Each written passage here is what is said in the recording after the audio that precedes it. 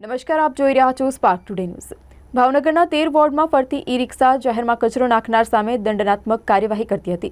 જોકે આ રિક્ષા દાતા દ્વારા મળેલી હોય, આમ છતાં પણ મહાનગરપાલિકાએ ભંગાર હાલતમાં મૂકી દેવામાં આવી છે। દાતાઓ દ્વારા મળેલી ઈ રિક્ષા મેન્ટેનન્સના અભાવે હાલ મનપાના ગેરેજ વિભાગમાં ધૂળ ખાઈ રહી છે।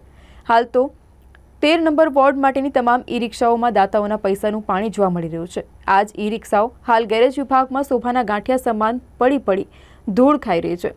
ભાવનગર મનપા આમ તો વધુ નવા સાધનો વસાવવાનું કહી રહી છે, વસાવી પણ રહી છે, પરંતુ તેની સામે મનપાના અધિકારીઓ અને સત્તાધીશો પ્રજાના પૈસાનું વેડફાટમાં જ રસ હોય તેવું લાગી રહ્યું છે। તેનું ઉત્તમ ઉદાહરણ ભાવનગર મનપાની સેવાકીય સંસ્થાઓ લાખોના ખર્ચે અર્પણ કરેલી ઈ રિક્ષાઓ છે। લાખોના ખર્ચે હોંશે હોંશે મનપાની સેવાકીય સંસ્થાઓ દ્વારા આ 13 જેટલી ઈ રિક્ષાઓ અપાઈ હતી। પ્રથમ વર્ષે આ ઈ રિક્ષાઓ દ્વારા લાખોનો દંડ પણ વસૂલવામાં આવ્યો હતો, પરંતુ ત્યારબાદ આ ઈ રિક્ષાને જાણે કે મનપાનું ગ્રહણ લાગ્યું હોય।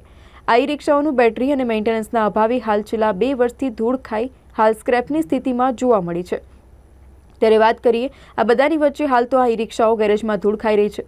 સંસ્થાઓએ આપવામાં આવેલી લાખોની આ ભેટ ગેરેજ વિભાગમાં બેટરીના મેન્ટેનન્સના કારણે હાલ પડી ધૂળ ખાઈ રહી હોય તેવા દ્રશ્યો સામે આવ્યા છે।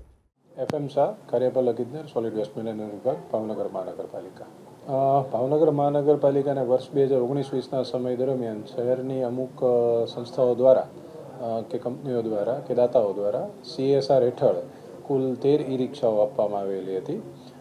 તેનો મુખ્ય હેતુ જે તે સમયે મહાનગરપાલિકાના લગત વિભાગો તેમજ પોલીસ વિભાગ દ્વારા શહેરમાં ન્યુસન્સ અને ગંદકી ફેલાવતા અને વિવિધ પ્રકારની જે નિયમોનો ભંગ થતો હોય તેની પેનલ્ટી વસૂલ કરવા માટે જોઈન્ટ એન્ફોર્સમેન્ટ ટીમ બનાવી અને તેનો શહેરના અલગ અલગ દરેક વોર્ડમાં તેનો અમલવારી માટે આ રિક્ષાનો ઉપયોગ કરવાના હેતુથી આપેલી હતી।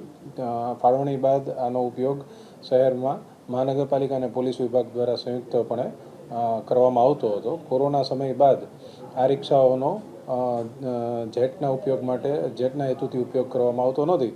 મહાનગરપાલિકા દ્વારા હાલ સોલિડ વેસ્ટ મેનેજમેન્ટ વિભાગ મારફત તેનો પોતાનો ઉપયોગ કરવામાં આવે છે। હાલ જે આ 13 રિક્ષાઓ છે તેમાંથી તેની બેટરી ડિસ્ચાર્જ થવાના કારણે તેનો ઉપયોગ હાલ બંધ છે, પરંતુ તેમાંથી એક રિક્ષા રિપેર કરાવીને હાલ મહાનગરપાલિકા દ્વારા તેનો ઉપયોગ કરવામાં આવે છે। જ્યારે બાકીની 12 રિક્ષાઓ સહિતની 13 રિક્ષાઓનો માન્ય કમિશનર સાહેબની સૂચના અનુસાર આઉટસોર્સિંગ એજન્સી મારફત તેનો શહેરમાં ફરીથી તે ઉપયોગ શરૂ કરવામાં આવે તે માટેની હાલ ટેન્ડરની પ્રક્રિયા શરૂ છે અને ટૂંક સમયમાં આ તમામ રિક્ષાઓનો ફરીથી ઉપયોગ શરૂ કરવામાં આવનાર છે।